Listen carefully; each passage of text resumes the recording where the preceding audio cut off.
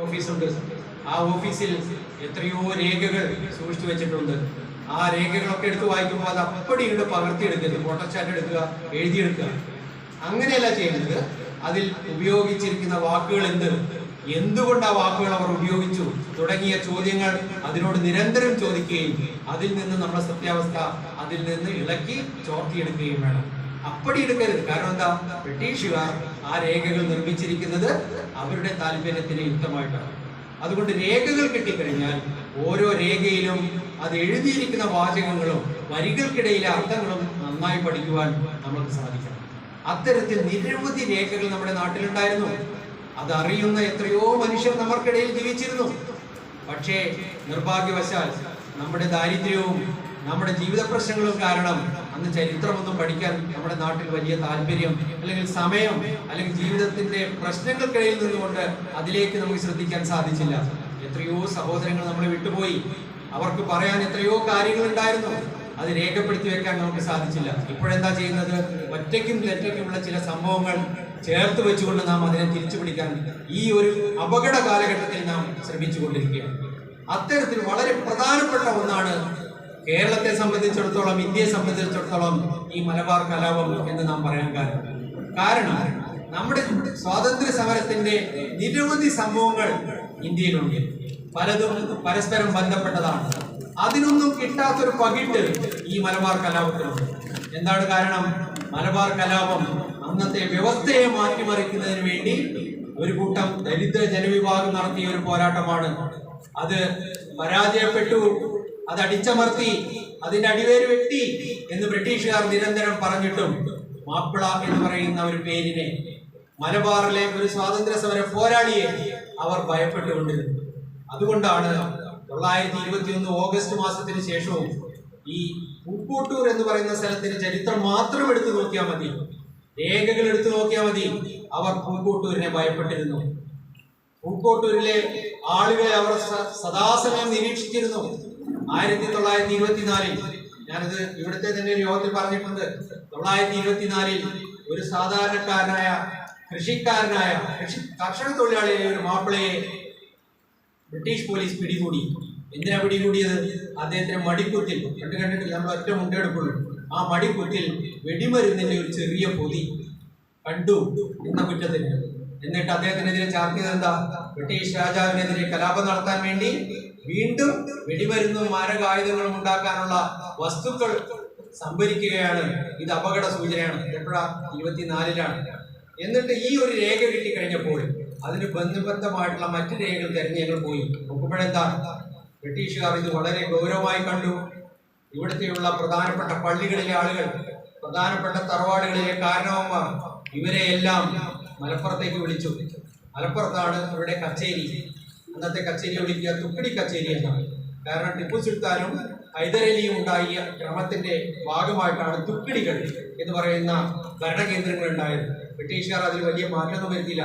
മാറ്റം വരുത്താൻ അവർക്ക് സമയം കിട്ടിയിട്ടില്ല. കാരണം എന്താ? ഒന്ന് കൃത്യ അന്നു മുതൽ അവർക്കെതിരെ എതിർപ്പാണ്. 1792 മുതൽ 47 വരെ ഒന്ന് വൃത്തിയായി ശ്വാസം വിടാൻ സമയം കൊടുത്തിട്ടില്ല അവർക്ക്. കാരണം എന്താ? നിരന്തര പോരാട്ടമാണ്. എത്ര ആളുകളെ അവർ അമർത്തിയാലും അതിനേക്കാൾ അനേക ആളുകൾ ഉയർന്നു വന്നുകൊണ്ടിരിക്കുന്നു.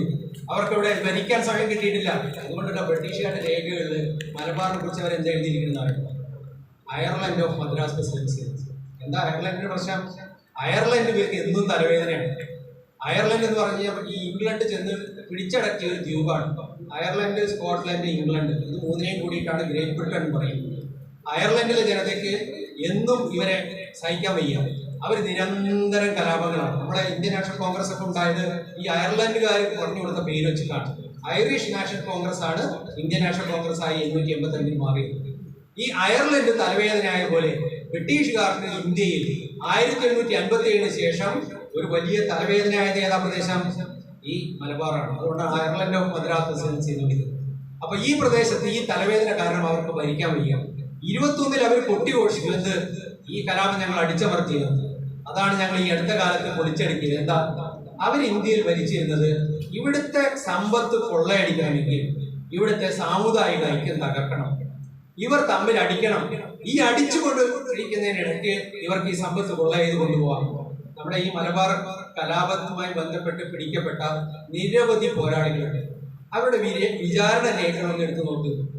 ഇവർക്കെതിരെ ആകെ ഒരു കുറ്റമേ ചാർത്തിയുള്ളൂ. നമ്മുടെ വർഗീയവാദികളായിട്ടുള്ള കുറെ ഹൈന്ദവവാദികൾ പറയുന്നുണ്ടല്ലോ, വർഗീയ ലഹളയാണ്. ബ്രിട്ടീഷുകാരുടെ ഒരു രേഖയിലും ഇവർ ഹിന്ദുക്കൾക്കെതിരെ കലാപം നടത്തി, ഹിന്ദുക്കളൊക്കെ കൊന്നൊടുക്കി, മതം മാറ്റി എന്ന് പറഞ്ഞ ഒരാളെയും ശിക്ഷിച്ചിട്ടില്ല. ആകെ ഒരു കുറ്റമേ പറഞ്ഞിട്ടുള്ളൂ. എന്താണ് കുറ്റം? ബ്രിട്ടീഷ് രാജാവിനെതിരെ യുദ്ധം ചെയ്തത്. എല്ലാ ആളുകളെയും, അലി മുസ്ലിയാരാണെങ്കിലും വാര്യംകുന്നത്ത് കുഞ്ഞമദാജി ആണെങ്കിലും പൊന്നാരത്തങ്ങളാണെങ്കിലും MP നാരായണമേനാണെങ്കിലും ഊഴിക്കുന്നത്താണെങ്കിലും എല്ലാവരെയും ശിക്ഷിച്ചിരിക്കുന്നത് ഒരേ ഒരു കുറ്റത്തിന്റെ പേരിലാണ്. എന്താണ്? ബ്രിട്ടീഷ് രാജാവിനെതിരെ യുദ്ധം ചെയ്തു. ഇത് അവരുടെ രേഖകളിലുള്ളതാണ്. അപ്പൊ എവിടെയാണ് ഇവർ ഹിന്ദു കയറി വന്നത്? ഹിന്ദുവിനെ പ്രതിസ്ഥാനത്ത് നിർത്തിയാരാണ്? അത് ബ്രിട്ടീഷുകാർ ഈ മലബാറിൽ വന്ന് കാലുകുത്തിയ അന്ന് മുതൽ തുടങ്ങിയിട്ടുണ്ട്. ഇന്ത്യയിൽ അവർ ഭരണം നടത്തിയിരുന്നത് നിങ്ങളെല്ലാം കേട്ടിട്ടുണ്ടോ? എന്താ പറയാ? ഡിവൈഡ് ആൻഡ് റൂൾ, വിഭജിച്ച് ഭരിക്കുന്ന. അത് ഏതൊരു ഏകാധിപതിയുടെയും സ്വഭാവമാണ്. അപ്പൊ ഈ മലബാറിലെ ഈ കലാപങ്ങൾ തുടങ്ങിയ സമയം, അത് തുടങ്ങാൻ കാരണം എന്താ? കൊടും പട്ടിണിയാണ്. ഈ വാര്യംകുന്നത്താണ് ഏറ്റവും അവസാനം അത് കൃത്യമായി ജനങ്ങളോട് പറയുന്നത്. അപ്പൊ ഈ കൊടും പട്ടിണിക്കെതിരെ ഈ സമരം നടത്തുന്ന ആളുകളെ വിയോജിപ്പിലേക്ക് എത്തിക്കാൻ, അവരുടെ ഐക്യം തകർക്കാൻ ഏറ്റവും നല്ല മാർഗം എന്താ? അവരെ ഹിന്ദുവും മുസ്ലിമുമായി വേർതിരിക്കുക. അതിനുവേണ്ടി അവരെന്ത് ചെയ്തു? വെള്ളുവനാടും ഏറനാട്ടിലുമാണ് വലിയ ശല്യമുള്ളത്. മാപ്പിളമാര് നമ്മുടെ കേരളത്തിൽ എല്ലായിടത്തും ഉണ്ടല്ലോ. അങ്ങ് കൊല്ലത്തുണ്ട്, ആലപ്പുഴയിലുണ്ട്, പാലക്കാടുണ്ട്, തൃശ്ശൂരുണ്ട്, കോഴിക്കോടുണ്ട്, വയനാടുണ്ട്, കൂടല്ലൂരിലുണ്ട്. അവിടെ ഒന്നും കലാപം ഉണ്ടായിട്ടില്ല. അതെന്താ പിന്നെ ഈ വള്ളുവനാട്ടിലും ഏറനാട്ടിലും മാത്രം ഉണ്ടാവാൻ കാരണം? മാപ്പിള വർഗീയവാദിയാണെങ്കിൽ എല്ലായിടത്തും വേണ്ടേ? പക്ഷെ ഇവിടെ മാത്രം ഉണ്ടായി. അതിന് കാരണം എന്താ? ഏറ്റവും വലിയ ജന്മിമാർ നിലനിൽക്കുന്ന പ്രദേശം വള്ളുവനാടും ഏറനാടുമാണ്. തലശ്ശേരിയിലോ കണ്ണൂരിലോ നമ്മുടെ വടക്കൻ കേരളത്തിലോ അത്രയും വലിയ ജന്മിമാരില്ല. ഈ ജന്മിമാർ ബ്രിട്ടീഷുകാരുടെ പാദസേവകരാണ്. അവർ 10 രൂപ ചോദിച്ചു കഴിഞ്ഞാൽ 1000 ഞങ്ങൾ തരാം എന്ന് പറയുന്ന ജന്മിമാരാണ്. യുദ്ധം തുടങ്ങിയപ്പോൾ അതാ സംഭവിച്ചത്. 1914 ഒന്നാമത്തെ ലോകയുദ്ധം തുടങ്ങിയില്ലേ? ഇവർ യുദ്ധ ഫണ്ട് പിരിക്കാൻ ഇറങ്ങി. യുദ്ധ ഫണ്ട് പിരിക്കാൻ വേണ്ടി കോഴിക്കോട് ഒരു യോഗം ചേർന്നു. അതൊരു യോഗം മാത്രമാണ്. ആ യോഗത്തിലേക്ക് കയറി ചെന്ന AP കേശവമേനോൻ പറഞ്ഞു, എനിക്ക് ചില കാര്യങ്ങൾ പറയാനുണ്ട്. ഞാൻ ഇംഗ്ലീഷിൽ നന്നായി പ്രസംഗിക്കുന്ന ആളാണ്, പറയാൻ പറ്റുന്ന ആളാണ്. പക്ഷെ ഈ യോഗത്തിൽ എനിക്ക് എന്തിനു പറയണം? മലയാളത്തിൽ പറയണം. എന്റെ നാട്ടുകാരോട് പറയാനുള്ളതാണ്. മലയാളത്തിൽ പറയാൻ എന്നെ അനുവദിക്കണം എന്ന് പറഞ്ഞു. അപ്പൊ അത് ചെയർ ചെയ്തിരുന്ന ഇംഗ്ലീഷുകാരൻ പറഞ്ഞു, മലയാളം സാധ്യമല്ല, ഇംഗ്ലീഷ് പറഞ്ഞോളൂ. അപ്പൊ KP കേശവൻ എന്ത് ചെയ്തു? അതിൽ നിന്ന് ഇറങ്ങിപ്പോയി. അതൊക്കെ ഒരു സൂചനയാണ്. കാരണം എന്താ? 20-ാം നൂറ്റാണ്ടിലായപ്പോഴേക്കും പിന്നിൽ നമ്മളൊരു വസ്തു ഉണ്ട് നമ്മൾ കണ്ടെത്തി. എന്താണ്? നട്ടെല്ല് എന്ന് പറയുന്ന ഒരു സാധനം. അപ്പോ നിവർന്നു നിന്ന് പറഞ്ഞു, ഇത് ഞങ്ങളുടെ നാടാണ്, ഇവിടെ കാര്യങ്ങൾ തീരുമാനിക്കുന്നതിൽ ഞങ്ങൾക്കും പങ്കാളിത്തം വേണം. പുതിയ തലമുറയാണ്. പണ്ടത്തെ തലമുറയാണെങ്കിൽ അവർ ഇതൊക്കെ സഹിച്ചും പുറത്തും ഒക്കെ നിന്നവരാ. പുതിയ തലമുറ പറഞ്ഞു, ഞങ്ങൾക്കും പങ്കാളിത്തം വേണം. പൂർണ്ണ സ്വാതന്ത്ര്യം പറയാറായിട്ടില്ല. അങ്ങനെയുള്ള ആൾ പ്രതിഷേധിച്ച് അവിടെ നിന്ന് ഇറങ്ങിപ്പോകുന്നു. അപ്പോ മുന്നണിയിലുള്ള ആളുകൾ ധൈര്യം കാണിക്കുന്നു. സാധാരണക്കാരായ ആളുകൾ അവരെ നേതാക്കന്മാരാക്കി നമ്മൾ ജനമുന്നേറ്റം തുടങ്ങാൻ തീരുമാനിച്ചു. ആ ജനമുന്നേറ്റത്തിന്റെ ഭാഗമാണ്, ആ ജനകീയ ബോധത്തിന്റെ ഭാഗമാണ്, രാഷ്ട്രീയവൽക്കരണത്തിന്റെ ഭാഗമാണ് ഈ മലബാറിലെ സമരം. അങ്ങനെ മലബാർ സമരത്തിലേക്ക് എത്തിച്ചേരുന്നതാണ്. യുദ്ധ ഫണ്ട് പിരിക്കാൻ വേണ്ടി യോഗങ്ങൾ ചേർന്നപ്പോൾ നമ്മുടെ നാട്ടിലെ തമ്പുരാക്കന്മാർ, നമ്പൂതിരിമാർ മാത്രമല്ല, കുറെ തമ്പുരാക്കന്മാർ പറഞ്ഞു കഴിഞ്ഞാൽ ഈ ഇതര സമുദായങ്ങളിലെ ആളുകളുണ്ട്, അല്ലെങ്കിൽ മുസ്ലിം വിഭാഗത്തിലെ ആളുകളുണ്ട്. അവരൊക്കെ എന്ത് ചെയ്തു? അവിടെ അധികാരം നിലനിർത്താൻ, ബഹുമതികൾ കിട്ടാൻ, പല നോമിനേഷൻസ് കിട്ടാൻ വേണ്ടി ഞങ്ങൾ മാസത്തിൽ ഒരു എമൗണ്ട് തരാം, വർഷത്തിൽ ഇത്ര എമൗണ്ട് തരാം, നാട്ടിൽ നിന്ന് കുടിയന്മാരിൽ നിന്ന് വേണ്ടത് പിരിച്ചു തരാം എന്ന് പറഞ്ഞ് സർവത്ര പിരിവ് ഇതൊക്കെ ഓഫർ ചെയ്തു. എന്നിട്ട് നാട്ടിൽ തിരിച്ചു വന്നു. ആരെന്നാ പിരിക്കുക? നമ്മുടെ നാട്ടിലെ ഒരു കുടിയാന്മാരുണ്ട്, അവർ കൊടുക്കുന്ന ചെറുകുടിയാന്മാരുണ്ട്. ഇതിങ്ങനെ പിരിച്ച് പിരിച്ച് പിരിച്ച് താഴേക്ക് ചെല്ലുമ്പോൾ ഏറ്റവും താഴെ നിലയിലുള്ള വെറുംപാട്ട കുടിയാൻ 25 സെന്റ് 10 സെന്റ് ഒക്കെ കുറേ തലമുറകളായി വാടകയ്ക്ക് എടുത്ത് ജീവിക്കുന്ന ആളുകളാണ്. അവരുടെ പറമ്പിൽ ഒരു പ്ലാവ് ഉണ്ടായാൽ ആ പ്ലാവിന് വണ്ണം വെച്ചാൽ അത് ആർക്ക് അവകാശപ്പെട്ടതാ? അവിടെ ജന്മിക്ക് അവകാശപ്പെട്ടതാണ്. ആ വീട്ടിൽ ഒരു പെൺകുട്ടി ഋതുമതിയായാൽ അത് അവർക്ക് അവകാശപ്പെട്ടതാണ്, ആ പ്രദേശത്ത് ജന്മിക്ക് അവകാശപ്പെട്ടതാണ്. നമ്മുടെ പാർശ്വവൽക്കരിക്കപ്പെട്ട സമുദായങ്ങളിൽ ഒരാൾ വിവാഹം കഴിച്ചാൽ ആദ്യ ദിവസം പെൺകുട്ടിയെ താമസിപ്പിക്കേണ്ടത് എവിടെയാണ്? തമ്പുരാന്റെ ഒരു ഓലപ്പരയുണ്ട്, അവിടെ താമസിപ്പിക്കണം. തമ്പുരാൻ പറയുമ്പോഴേ ആ കുട്ടിയെ ഈ വീട്ടിലേക്ക് കൊണ്ടുപോകാൻ പറ്റൂ. ഇതായിരുന്നു നമ്മുടെ നാട്ടിലെ സ്ഥിതി. ആ സ്ഥിതിയിലാണ് ഈ കൊടും പിരിവ്. യുദ്ധമാണ് നമ്മുടെ നാട്ടിൽ വലിയ കെടുതി ഉണ്ടാക്കിയത്. സഹിക്കവയ്യാതെയായി. കൊടുക്കാതിരുന്നാലോ കുടിയിറക്കി എന്ന് പറയുന്ന പ്രശ്നമുണ്ട്. കുടിയൊഴിപ്പിച്ച് പുറത്താക്കും. നമ്മുടെ ഒരു 3-4 തലമുറകളിലേക്ക് പിന്നിൽ പോയാൽ മതി. അവര് സംസാരിക്കുന്നവരോട് ഞങ്ങൾക്ക് ശേഷം വരുന്ന ഏതെങ്കിലും ഒരു തലമുറയിൽ ഈ ദുരിതത്തിന് ഒരു അന്ത്യം ഉണ്ടാവുമെന്ന് അവർ കരുതിയിരുന്നു, ഒരു സ്വപ്നം കണ്ടിരുന്നു. പുത്രപൗത്രന്മാർക്കെങ്കിലും സ്വതന്ത്രമായി ശ്വസിക്കാൻ പറ്റുന്ന ഒരു ഭൂമിയായി ഇത് മാറുമെന്ന് അവർ സ്വപ്നം കണ്ടിരുന്നു. അതിനു വേണ്ടിയിട്ടാണ് ഈ അവസാന ഘട്ടത്തിൽ അവർ ഈ പോരാട്ടത്തിന് ഇറങ്ങിയത്.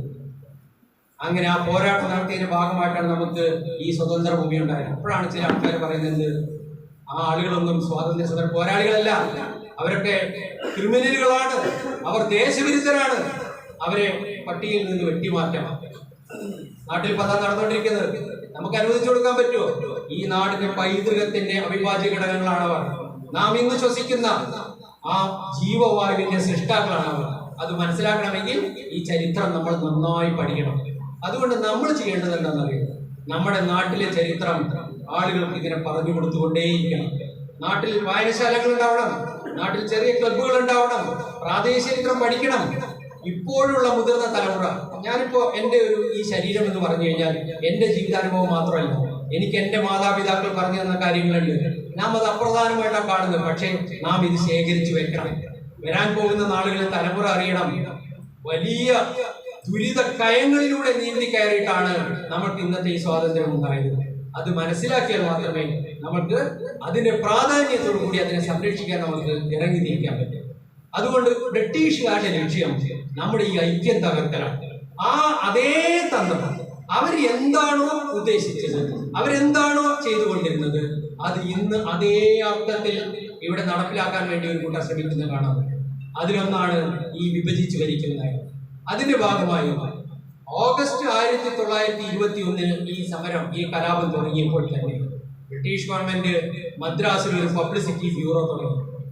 പബ്ലിസിറ്റി ബ്യൂറോ എന്നതിന് ആ കാലഘട്ടങ്ങളിൽ പ്രൊപ്പഗാൻഡ മിനിസ്ട്രി എന്നാണ് വിളിക്കുന്നത്. നിങ്ങൾ കേട്ടിട്ടില്ലേ? ഹിറ്റ്ലറിന്റെ പ്രൊപ്പഗാൻഡ മിനിസ്റ്റർ ഗീബൽസിന്റെ തന്ത്രം എന്താ? ഒരു നുണങ്ങനെ തുടരെ പറഞ്ഞുകൊണ്ടിരിക്കും. അപ്പൊ എന്തായി മാറും? അത് സത്യമാണെന്ന് ആൾക്കാർ വിശ്വസിക്കാൻ തുടങ്ങും. അതുപോലെ മലബാർ കലാപം തുടങ്ങിയ ഉടനെ തന്നെ ഒരു പബ്ലിസിറ്റി ബ്യൂറോ തുടങ്ങി. അതിന്റെ നേതൃസ്ഥാനം വഹിക്കാൻ വേണ്ടി മദ്രാസ് യൂണിവേഴ്സിറ്റിയിലെ പ്രൊഫസറായിരുന്ന ഗിൽബർട്ട് സ്ലേറ്റർ എന്ന് പറയുന്ന എക്കണോമിക്സിന്റെ പ്രൊഫസറെ കൊണ്ടുവന്ന് നിയമിച്ചു. അദ്ദേഹം അതിന് നേതൃത്വം കൊടുത്തു. അദ്ദേഹം ഉടനെ തന്നെ എന്ത് ചെയ്തു? ഇവിടെ 27 വലിയ ബ്രിട്ടീഷുകാരെ ചോദ്യം ചെയ്യുന്ന കലാപം തുടങ്ങി. ബ്രിട്ടീഷുകാർ ഓടിപ്പോയി എന്നാണ് പറയുന്നത്. പരപ്പരങ്ങാടിയിൽ നിന്ന് തിരുരങ്ങാടിയിലേക്ക് പോകുന്ന റോട്ടിൽ EF തോമസ് എന്ന് പറയുന്ന കളക്ടർ ഒരു ബൈക്കിൽ വന്നുകൊണ്ടിരിക്കുകയാണ്. അവിടെ കാര്യങ്ങളൊക്കെ അമർച്ച ചെയ്തു, വെടിവെച്ച് റെഡിയാക്കിയിട്ടുണ്ട്. അദ്ദേഹം കോഴിക്കോട്ടേക്ക് മടങ്ങി പോവാം. അദ്ദേഹം ഇങ്ങനെ വരുന്ന വഴിക്ക് താനൂര് കഴിഞ്ഞ് പരപ്പരങ്ങാടി എത്തിയപ്പോഴുണ്ട് ഒരു സമുദ്രം കയറി വരുന്നു. നാട്ടുകാരെ മിത്രങ്ങളെ സഹായിക്കാൻ വേണ്ടി പോവാണ്. അവിടെ എന്തോ വെടിവെപ്പുണ്ടായി, നമ്മുടെ ആളുകൾക്ക് എന്തോ അപകടം പറ്റിയിരിക്കുന്നു. ആൾക്കാർ ഒന്നിച്ചങ്ങോട്ട് പോവാണ്. ഇത് കണ്ടപ്പോ EF തോമസ് എന്ത് ചെയ്തു? പന്തികേട് മനസ്സിലാക്കി ബൈക്ക് തിരിച്ചങ്ങോട്ട് പോയി. അങ്ങനെ അദ്ദേഹം അന്ന് രാത്രി മുഴുവൻ അദ്ദേഹം തിരുവരങ്ങാടി ഒളിച്ചിരിക്കുക ചെയ്തത്. പിന്നെ അവിടെ നിന്ന് രഹസ്യമായി കോഴിക്കോട്ടേക്ക് പോയി അദ്ദേഹം. പിന്നീടാണ് ശ്രീലങ്കയിൽ നിന്ന് കോമൂസ് എന്ന് പറയുന്ന കപ്പലിൽ 4 ദിവസം കൊണ്ട് പട്ടാളത്തിനെ കോഴിക്കോട്ടേക്ക് എത്തിച്ചു. ആ പട്ടാളം അവിടെ നിന്ന് 26-ാം തീയതി, ഓഗസ്റ്റ് 26-ാം തീയതി മലപ്പുറത്തേക്ക് പോകുന്ന വഴിക്കാണ് പൂക്കോട്ടൂരിലെ ധീരന്മാരായ മാപ്പിളമാർ അങ്ങനെ നിങ്ങൾ അങ്ങോട്ട് സുഖകരമായി മുമ്പോട്ട് പോവില്ല, നിങ്ങളെ ഞങ്ങൾ ചെറുക്കും എന്ന് പറഞ്ഞുകൊണ്ട് കയ്യിൽ കിട്ടിയ ആയുധങ്ങളുമായി അവരെ പ്രതിരോധിക്കുന്നു. അതിനൊക്കെ മുഴുവൻ കഥകൾ ഹിസ്റ്റോക്ക് എഴുതി വെച്ചിട്ടുണ്ട്. അത് എത്രത്തോളം തീവ്രമായിരുന്നു, അവർ എത്രത്തോളം വിയർത്തുപോയി എന്ന് അദ്ദേഹത്തിന്റെ മലബാർ റെബല്യൻ എന്ന് പറയുന്ന പുസ്തകത്തിൽ എഴുതി വെച്ചിട്ടുണ്ട്. ആ പുസ്തകത്തിൽ നമ്മുടെ ഈ റോഡ്, അതിന് ചുറ്റുമുള്ളതിന്റെ മാപ്പ്, എത്രത്തോളം കമനീയമായ വീടുകളില്ല, അന്നത്തെ ആളുകൾക്ക് നമ്മുടെ ശരീരത്തിന്റെ വെളുപ്പുകളില്ല. കാരണം എന്താ? മുഴുവൻ കഠിനാധ്വാനം ചെയ്തവരാണ്. മാപ്പിള എന്ന് പറയുന്ന ഒരാളുടെ ശരീരത്തെ കുറിച്ച് 19-ാം നൂറ്റാണ്ടിൽ ബ്രിട്ടീഷുകാരുടെ രേഖ തന്നെ പറയുന്നുണ്ട്. കായിക ബലമുള്ള കഠിനാധ്വാനികളായ, നല്ലോണം സ്നേഹിക്കാൻ അറിയുന്ന ഈ ആളുകളെ നാം സൂക്ഷിക്കണം. ആ മാപ്പിളമാരിൽ 2 തരക്കാരുണ്ട്. ഒരു കൂട്ടർ എങ്ങനെയാണ്? വിശ്വസ്തരാണ്. അത് ആ വിശ്വസ്തരെ കാണുന്നത് തീരപ്രദേശത്താണ്. ഉൾപ്രദേശങ്ങളിൽ കാണുന്നവരെങ്ങനെയാ? അവര് പകപോക്കാൻ ഏറ്റവും മിടുക്കന്മാരാണ്. അവരെ ഒരിക്കലും വിശ്വസിക്കരുത്. അവരെ കാട്ടുമാപ്പിളമാർ എന്നാണ് എഴുതിയിരിക്കുന്നത്. ജംഗിൾ മാപ്പിളാസ്, ബ്രിട്ടീഷുകാരുടെ പേരാണ്. ജംഗിൾ മാപ്പിളാസ്. അവരെങ്ങനെയാ? ബ്രിട്ടീഷുകാരെയും നാടുവാഴികളെയും സ്ഥിരമായി എതിർക്കുന്നവർ. എതിർക്കാൻ കാരണം അറബിക്കടലിൽ ഒക്കെ തുഴഞ്ഞ് മീൻ പിടിച്ച് ജീവിക്കുന്ന ആൾക്കാരാണ്. പോർച്ചുഗീസുകാർ വന്നത് മുതൽ അവരെ ആട്ടി ഓടിക്കാൻ തുടങ്ങി. അവർക്ക് ഉൾപ്രദേശത്തേക്ക് വരില്ലാതെ നിർത്തിയില്ല. അങ്ങനെ ദാരിദ്ര്യക്കായിട്ടില്ല. ഇവിടെ വന്നപ്പോഴോ ഇവിടെ ജാതി വ്യവസ്ഥയുടെയും ജന്മിത്വത്തിൻ്റെയും കൊടുമ്പിരി കൊണ്ട അവസ്ഥ. അപ്പോൾ അവരെന്ത് ചെയ്തു? ചെറിയ പീഡിക എന്ന വാക്കില്ല നമ്മൾ ഉപയോഗിക്കുന്നത്. പീഡിക എന്നുള്ളതിൻ്റെ അർത്ഥം എന്താണെന്നറിയോ? മാപ്പിളയുടെ വീട്. പോകുന്ന വഴിക്ക് ഒരു ചെറിയ ചായ്പ് കെട്ടിയിട്ട് എന്തെങ്കിലും ഒരു സ്ഥാനം കച്ചവടം ചെയ്യുന്ന ആൾക്കാരെയാണ് പീഡിയക്കാർ. ആ പീഡിയൻ്റെ ഉള്ളിൽ ആരുണ്ടാവും? ഇവരുടെ കുടുംബം കൂടി താമസിക്കുന്നുണ്ടാവും. ഈ റോഡിന്റെ 2 സൈഡിലും ഓലക്കുടിലുകളായിരുന്നു. മൊത്തം തീയിട്ട് വരും ഈ പട്ടാളം. എന്നിട്ട് ആൾക്കാരെ വെടിവെച്ച് മലപ്പുറത്തേക്ക് പോയി. പിറ്റേ ദിവസം രാവിലെ വന്നു വണ്ടിയൊക്കെ എടുക്കാൻ വേണ്ടി. വണ്ടി എടുക്കാൻ വന്ന് നോക്കാൻ എന്താ സ്ഥിതി? എല്ലാവരും വെടിവെച്ച് കൊന്നാണല്ലോ അവർ കരുതിയത്. നോക്കുമ്പോൾ അവശേഷിച്ച ഒരു വണ്ടിയുടെയും ഒരു ഭാഗവും ഉപയോഗിക്കാൻ പറ്റാത്ത രീതിയിൽ തകർത്തിരുന്നു. മാപ്പിളമാർ വീണ്ടും ശക്തിയോടെ തിരിച്ചെത്തി. ഈ വണ്ടികൾ, സൈക്കിൾ, ബൈക്ക്, വാനുകൾ എല്ലാം നശിപ്പിച്ചിരിക്കുന്നു. പിന്നീടാണ് ആളുകളെല്ലാം കൊണ്ടുവന്ന് പട്ടാളം ഈ ബുദ്ധിയടഞ്ഞ ആളുകളെ, ശ്രോതാക്കളെ പല കുഴികളിലാക്കി കുഴിച്ചിട്ടുണ്ട്. ഏറ്റവും രസകരമായ കാര്യം എന്താണ്? അന്ന് ഒരു മാസം മരിക്കുന്ന ആളുകളുടെ പട്ടിക ഇവർ തയ്യാറാണ്. എല്ലാ മാസവും നടന്നുകൊണ്ടിരിക്കുകയാണ്. അപ്പൊ ഞങ്ങൾ ചരിത്രകാരന്മാരെന്ത് ചെയ്തു? അതിന്റെ ജനന മരണ പട്ടിക എന്ന് പറയും, രജിസ്റ്റർ. അത് ആരാ തയ്യാറാക്കുന്നത്? അംശം അധികാരിയാണ്. അംശം അധികാരിയാരാ? ഏതൊരു മേനോനായിരിക്കും, അല്ലെങ്കിൽ ഏതൊരു മാപ്പിളായിരിക്കും. ഇത് ഏതൊരു മേനോന്റെ പേരാ കാണുക. അദ്ദേഹം ഓഗസ്റ്റ് മാസം 1921 ഈ ജനന മരണ രജിസ്റ്ററിൽ അടയാളപ്പെടുത്തിയിരിക്കുന്നു 3 പേര് മരിച്ചിരിക്കുന്നു. ബാക്കി കുറെ കുട്ടികളുടെയൊക്കെ പേരുണ്ട്. അതൊക്കെ എന്താ കാരണം? എന്താ ആരാന്നൊക്കെ പറയുന്നത് പല പല പേരുകൾ. നമ്മൾ ഇന്നത്തെ അസുഖങ്ങളല്ല, ചെറിയ പ്രായത്തിൽ ഒക്കെ മരിച്ചു പോകുന്നുണ്ട്. 3 പേരുടെ പേര് നേരെ എഴുതി വെച്ചിട്ടുണ്ട്. പോലീസിന്റെ വെടികൊണ്ട് മരിച്ചു 3 ആൾക്കാർ മാത്രം. ജനമരണ രജിസ്റ്ററിൽ 3 ആൾക്കാരേ ഉള്ളൂ. പക്ഷെ നിങ്ങൾ നടന്നു നോക്ക്, എത്ര കുഴികളാ എഴുതി വെച്ചിരിക്കുന്നത്. എന്താ? ഒരടുക്ക് ശവശരീരം അടുക്കിയതിനു ശേഷം പിന്നെ പാവിരിച്ചു, പിന്നെ അടുത്ത അടുക്ക്. അങ്ങനെ ആ കല്ലുവെട്ട് കുഴികളിലാണ് മരിച്ചു വീണ ആളുകളെ മുഴുവൻ അടക്കം ചെയ്തത്. ബ്രിട്ടീഷുകാർക്ക് നഷ്ടം വന്നു. ഈ മാപ്പിളമാർ ഒന്നല്ലെങ്കിൽ 2 or 3 പേരെയെങ്കിലും ബ്രിട്ടീഷ് പട്ടാളക്കാരെ വകവരുത്തി. ആ ആളുകളായിട്ടുള്ള നിരപരാധികളായിട്ടുള്ള ദരിദ്രന്മാരായിട്ടുള്ള ആളുകളാണ് അവിടെ വിശ്രമം കൊള്ളുന്നത്. ഇത് നാം വിസ്മരിച്ചാൽ അടുത്ത തലമുറയ്ക്ക് ആര് പറഞ്ഞു കൊടുക്കും ഈ ഐതിഹാസികമായ പോരാട്ടം? ആ പോരാട്ടത്തിന്റെ ഒരു നിർമ്മിതിയല്ലേ നമ്മുടെ ജീവവായു. ആ ജീവവായു നമ്മൾക്ക് അമൂല്യമല്ലേ? നമുക്കത് സംരക്ഷിക്കണ്ടേ? അതിനാണ് നാം ചരിത്രബോധമുള്ളവരായി മാറണമെന്ന് പറയുന്നത്. ഭയങ്കര മൂർച്ചയാണ് ചരിത്രത്തിന്. ഇത് യാഥാർത്ഥ്യമാണ്. കുടിയിറക്കുന്ന ആളുകളുടെ കണ്ണുനീർ ഒന്ന് ആലോചിച്ച് നോക്ക്. ഞാൻ 1957 അധികാരമേറ്റ EMS മന്ത്രിസഭയുടെ ആദ്യ തീരുമാനത്തെ ഞാൻ അത്രത്തോളം പുകഴ്ത്തുകയാണ്.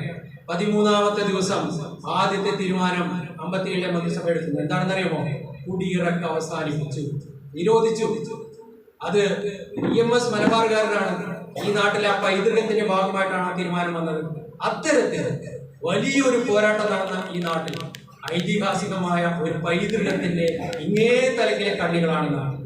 അതുകൊണ്ട് ബ്രിട്ടീഷുകാർ ഉപയോഗിച്ച പദങ്ങൾ, അവരുടെ തന്ത്രങ്ങൾ, അവരുടെ തന്ത്രങ്ങൾ ഇനിയും ഇവിടെ പ്രയോഗിക്കാൻ വന്നാൽ നാം ചരിത്രം പുറത്തെടുക്കും, അതിനെ പ്രതിരോധിക്കും. അങ്ങനെ ഈ ഗിൽബർട്ട് സ്ലേറ്റർ എന്ന് പറയുന്ന പ്രൊഫസർ ബാംഗ്ലൂരിലെ റെജിമെന്റിന്റെ നേതാവായിരുന്ന ഒരു ഉദ്യോഗസ്ഥനെ ബന്ധപ്പെട്ടു. നമുക്ക് പെട്ടെന്ന് പ്രചരണം തുടങ്ങണം. അവിടെ കർഫ്യൂ പ്രഖ്യാപിച്ചു. ഇനി പുറം ലോകത്ത് മാപ്പിളമാർ നടത്തുന്ന ഈ യുദ്ധത്തെ പ്രതിനിധാനം ചെയ്യുന്നത് നമ്മൾ നിർമ്മിക്കുന്ന ഈ വാർത്തയായിരിക്കും. അങ്ങനെ ഇവർ ഒരു സിനിമയുണ്ടാക്കി. നവംബർ മാസം ആദ്യ വാരത്തിൽ വാഗൺ കൂട്ടക്കൊല നടന്നിട്ടില്ല. വാഗൺ കൂട്ടക്കൊല നടക്കുന്നത് നവംബർ 19 രാത്രി 7:15 രാത്രിക്കുള്ള വണ്ടി 7:15 തിരൂരിൽ വന്നു നിന്ന കോഴിക്കോട് മദ്രാസ് ട്രെയിനിന്റെ ഏറ്റവും അവസാന ഭാഗത്താണ് ഈ ട്രെയിൻ വാഗൺ കെട്ടുന്നത്. അപ്പോ നവംബർ 19 നടക്കാൻ പോകുന്നേ ഉള്ളൂ. പക്ഷേ നവംബർ 1ാം വാരത്തിൽ ദ മലബാർ റെബല്യൻ ഫിലിം എന്ന് പറയുന്ന 30 മിനിറ്റ് ദൈർഘ്യമുള്ള ഒരു സിനിമ തയ്യാറാക്കി. ഫാബ്രിക്കേഷൻ, കൃത്രിമത്വം നിറഞ്ഞ ഒരു സിനിമ. എന്താണ് ചെയ്തിരിക്കുന്നത്? സിനിമ അവർ ക്യാമറയും കൊണ്ട് മലബാറിലേക്ക് വന്നു. പട്ടാളക്കാർ കൂടെ ഉണ്ട്. മഞ്ചേരിയിൽ നിന്ന് കുറെ ഫോട്ടോ എടുത്തു. കുറെ മമ്പുറത്തേക്ക് പോയി അവിടെയുള്ള ശവകുടീരങ്ങളുടെ ഫോട്ടോ എടുത്തു. കുറെ ആൾക്കാരെ വിളിച്ചു കൊണ്ടുവന്ന് ശവകുടീരത്തിന്റെ അടുത്തിരുത്തി ആയുധങ്ങൾ ഉണ്ടാക്കുന്നത് പോലെ അഭിനയിക്കാൻ പറഞ്ഞു. അവർ കത്തികളും മുറിച്ചുകൂട്ടുകയാണ്. എന്തിന്? ഹിന്ദുക്കളെ കൊല്ലാൻ വേണ്ടി. പിന്നെയോ ഈ ക്യാമറയും കൊണ്ട് ചില ഗ്രാമങ്ങളിലേക്ക് പോയി. എല്ലാം ഹിന്ദു ഭവനങ്ങൾ തകർത്തതായിട്ടുള്ള ഫോട്ടോ എടുത്തു. ഇങ്ങനെ ഇതെല്ലാം കൂട്ടിച്ചേർത്ത് ഒരു സിനിമ ഉണ്ടാക്കി. ആ സിനിമയുടെ സ്ക്രിപ്റ്റ് ഞങ്ങൾ കണ്ടുപിടിച്ചു. 10 സീനുകളായിട്ടാണ് ആ സ്ക്രിപ്റ്റ്. എന്നിട്ട് എന്താ ചെയ്തിരിക്കുന്നത്, അടിയിൽ തമിഴിലും ഇംഗ്ലീഷിലും അടിക്കുറിപ്പ്. കാരണം ഇതിന് ശബ്ദം ഉണ്ടാവില്ല അന്നത്തെ സിനിമയ്ക്ക്. ഇത് കാണുന്ന ആള് ഈ അടിയിലെ തമിഴിലും ഇംഗ്ലീഷിലും എഴുതിയിട്ടുണ്ട്. അവിടെ തന്നെ തന്ത്രം എന്താണ്, ഇതിനടുത്തുള്ള തമിഴ്നാട്ടിൽ ഇത് വേറെ രൂപത്തിലായിരിക്കണം അവതരിപ്പിക്കപ്പെടുന്നത്. ഈ സിനിമ നിർമ്മിച്ചിട്ട് അതിന്റെ ഏറ്റവും അവസാനം എന്താണ് സീൻ എന്നറിയാമോ? മലബാറിലെ ഹിന്ദുക്കൾ പട്ടാളത്തിനെ ഹർഷാരവം മുഴക്കി സ്വീകരിക്കുന്നു. അവർക്ക് സമാധാനം പുനഃസ്ഥാപിച്ചു കൊടുത്തിരിക്കുന്നു. മാപ്പിളമാർ ഹിന്ദുക്കളെ കൊന്നൊടുക്കിയതിന്റെ ഇത് പരിഹരിക്കുന്നത് ബ്രിട്ടീഷ് പട്ടാളമാണ്. ബ്രിട്ടീഷുകാർ ഇന്ത്യ ഭരിക്കുന്നത് ഹിന്ദുക്കളെ സംരക്ഷിക്കാനാണ് എന്ന് നാട്ടുകാരെ ബോധ്യപ്പെടുത്താനുള്ള സിനിമയാണ്. ഇതിവിടെ മാത്രമല്ല, യൂറോപ്പിൽ പ്രദർശിപ്പിക്കാൻ വേണ്ടിയിട്ടാണ് ഇംഗ്ലീഷിന്റെ ടൈറ്റിൽ ഇവിടെ കൊടുത്തിരിക്കുന്നത്. ഈ സിനിമ കേരളത്തിന്റെ മലബാർ പുറത്തുള്ള എല്ലായിടത്തും പ്രദർശിപ്പിച്ചു. തമിഴ്നാട്ടിൽ പ്രദർശിപ്പിച്ചു, വടക്കേ ഇന്ത്യയിൽ പ്രദർശിപ്പിച്ചു, യൂറോപ്പിലും പ്രദർശിപ്പിച്ചു. ആ സിനിമയിൽ നിന്നുള്ള ദൃശ്യങ്ങൾ, ഒറിജിനൽ ഫോട്ടോകൾ ഗിൽബർട്ട് സ്ലൈറ്റിന്റെ പുസ്തകത്തിൽ നെറ്റിൽ നിന്ന് ഡൗൺലോഡ് ചെയ്യാം. Southern India it's political and economic problems എന്നാണ് പുസ്തകത്തിന്റെ പേര്. 1936 അദ്ദേഹം ഇവിടെ റിട്ടയർ ചെയ്തു പോയതിനു ശേഷം എഴുതിയതാണ്. അതിലൊരു ചാപ്റ്ററിന്റെ പേര് മലബാർ റയട്ട് എന്നാണ്. വർഗീയവാദികളായിട്ടുള്ള ഈ വർഗീയവാദമാണ് ഇതിന് പിന്നിലെന്ന് പ്രചരിപ്പിക്കാൻ വേണ്ടി അദ്ദേഹം എഴുതിയ ശ്രമങ്ങൾ മുഴുവൻ അതിൽ അദ്ദേഹം വിശദീകരിച്ചിട്ടുണ്ട്. അതിന്റെ ഒരു 3-4 പേജ് കഴിയുമ്പോൾ ഒരു ഫോട്ടോ കൊടുത്തിട്ടുണ്ട്. ആ ഫോട്ടോയുടെ അടിയിൽ എഴുതിയിട്ടുണ്ട് the Khilafat king of Malabar. കോയമ്പത്തൂരിലെ ജയിലിൽ ഒരു ചുമരിനോട് ചാരി നിർത്തി ആലി മുസ്ലിയാരുടെ പടം എടുത്തിട്ടാണ് അദ്ദേഹം അത് എഴുതിയിരിക്കുന്നത്. അതിന്റെ അർത്ഥം എന്താ, കുറേ പടങ്ങൾ അവരെടുത്ത് ഫോട്ടോകൾ എടുത്ത് ആ ഫോട്ടോകൾ കൂട്ടിച്ചേർത്തിട്ടാണ് ഇവരുടെ സിനിമ ഉണ്ടാക്കിയത്. ഈ സിനിമ ബ്രിട്ടീഷുകാരുടെ ഫിലിം ആർക്കൈവ്സിലുണ്ട്, തരുന്നില്ല. ഇങ്ങനെ കുറേ ഫിലിമുകളും രേഖകളും അവരുടെ കയ്യിലുണ്ട്.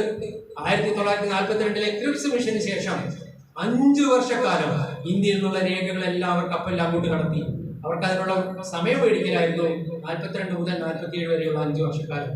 അങ്ങനെ ആ രേഖകൾ വെച്ച് അവരിങ്ങനെ കുറേ പുസ്തകങ്ങൾ അവിടെ നിന്ന് പഠിച്ചുണ്ടായിക്കൊണ്ടിരിക്കുകയാണ്. ഇനി അത് നടക്കില്ല. നമ്മുടെ നാട്ടിലെ സാധാരണക്കാരായ ആളുകൾക്ക് ചരിത്രം പഠിക്കാനും ശാസ്ത്രീയമായി എഴുതാനും വിമർശിക്കാനുമുള്ള ധൈര്യം വന്നിട്ടുണ്ട്.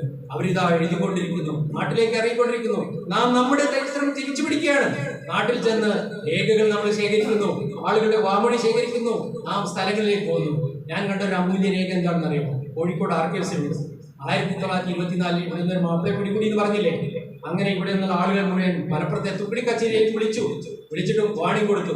ഇനി ബ്രിട്ടീഷ് രാജാവിനെതിരെ ചോദ്യം ചെയ്യുന്ന ശ്രമങ്ങൾ ഉപ്പോട്ടൂരിലെ ഗ്രാമത്തിലുണ്ടായാൽ ഞങ്ങൾ ഇതുപോലെ പണ്ടത്തെ പോലെ പട്ടാളത്തിന് ഇറക്കും, കടുത്ത ശിക്ഷയും നികുതിയും ഏർപ്പെടുത്തും. അന്നത്തെ നികുതി എങ്ങനെയെന്നറിയോ?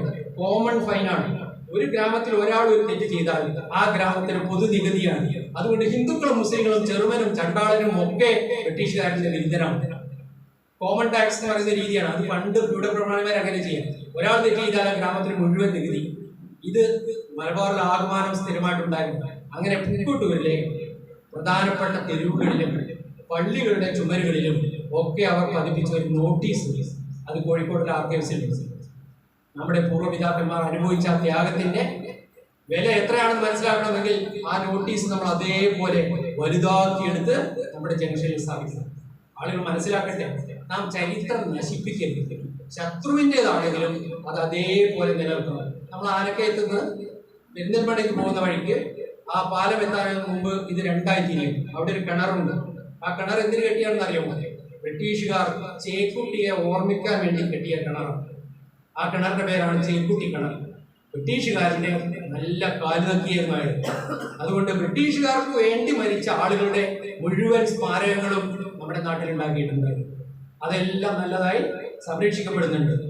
ഹിച്ച്കോക്കിന്റെ സ്മാരകം 39 പൊളിക്കാൻ വേണ്ടി അബ്ദുറഹ്മാൻ സാഹിബും AK ഗോപാലും നടത്തിയ സമരത്തിന്റെ സമരകാലം നിങ്ങൾ കേട്ടിട്ടില്ലേ?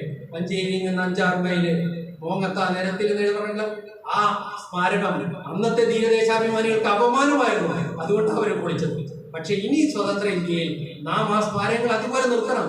വരും കാല തലമുറ അറിയണം നമ്മുടെ മുൻഗാമികൾ അനുഭവിച്ച കൊണ്ട ആ വെയിലിന്റെ ചൂട്. 1931 വടകരയിൽ ഒരു സമ്മേളനം നടന്നു. ആ സമ്മേളനത്തിൽ തടവുകാരെ ആയിരുന്ന മുൻ തടവുകാരായിരുന്ന സ്വാതന്ത്ര്യ സമര ചാനലുകളിൽ മുഴുവൻ അവിടേക്ക് വിളിച്ചു വരുത്തി. ആ സമ്മേളനത്തിന്റെ പേര് എക്സ് പ്രിസണേഴ്സ് കോൺഫറൻസ് ആണ്. അതിൽ ഭൂരിഭാഗം ആൾക്കാരാരാ? ആന്തമാനിൽ നിന്ന് തിരിച്ചു വന്നവരാ. ആ സമ്മേളന പന്തലിൽ ഒരു ചുമരിൽ ഒരു വാഗണിന്റെ ചിത്രം വരച്ചു വെച്ചിട്ടുണ്ട്. എന്നിട്ട് ആ വാഗണിന്റെ മുകളിൽ ഇങ്ങനെ എഴുതി വെച്ചിട്ടുണ്ട്, മരണവണ്ടി മറക്കുമോ? അങ്ങനെ 30 മുതൽ നാം അവരെ തിരിച്ചു പിടിക്കാൻ തുടങ്ങി. അവരുടെ ഓർമ്മയുടെ ആ മുള്ളിൽ നിന്നുകൊണ്ടാണ് നാം സ്വാതന്ത്ര്യ സമരം നടത്തിയത്. അവർ കാണിച്ചു തന്ന ആ വഴികളാണ് നമുക്ക് സ്വാതന്ത്ര്യം നേടാനുള്ള കരുത്ത് പകർന്നത്. അതുകൊണ്ട് ഈ നാട്ടിൽ സ്വാതന്ത്ര്യം നേടാൻ നമുക്ക് സാധിച്ചിട്ടുണ്ടെങ്കിൽ ചില ആളുകൾ പരാജയപ്പെട്ടു എന്ന് പറഞ്ഞ് എഴുതിയ ആ സമരമുണ്ടല്ലോ, 19-ാം നൂറ്റാണ്ടിലെ മാപ്പിള പോരാട്ടങ്ങളുണ്ടല്ലോ, ഹിന്ദുക്കളും മുസ്ലിങ്ങളും ഒരുമിച്ച് ചേർന്നുകൊണ്ട് നമ്മുടെ നാട്ടിൽ ദാരിദ്ര്യം മാറ്റാൻ വേണ്ടി ജന്മിമാർക്കെതിരെയും ബ്രിട്ടീഷുകാർക്കെതിരെയും നടത്തിയ സമരമുണ്ടല്ലോ, ആ സമരമാണ് നമ്മുടെ നാട്ടിൽ സ്വാതന്ത്ര്യത്തിന്റെ വെളിച്ചം പകർന്നത്. അവരെ മറന്നുകൊണ്ട് നമുക്ക് ഈ സ്വാതന്ത്ര്യത്തെ കുറിച്ച് ചർച്ച ചെയ്യാൻ സാധിക്കില്ല. ഏറ്റവും അവസാനം ഞാൻ ഒരു കാര്യം പറയാം. വാര്യംകുന്നത്ത് ഞാൻ എല്ലായിടത്തും പറയുന്നതാണ്,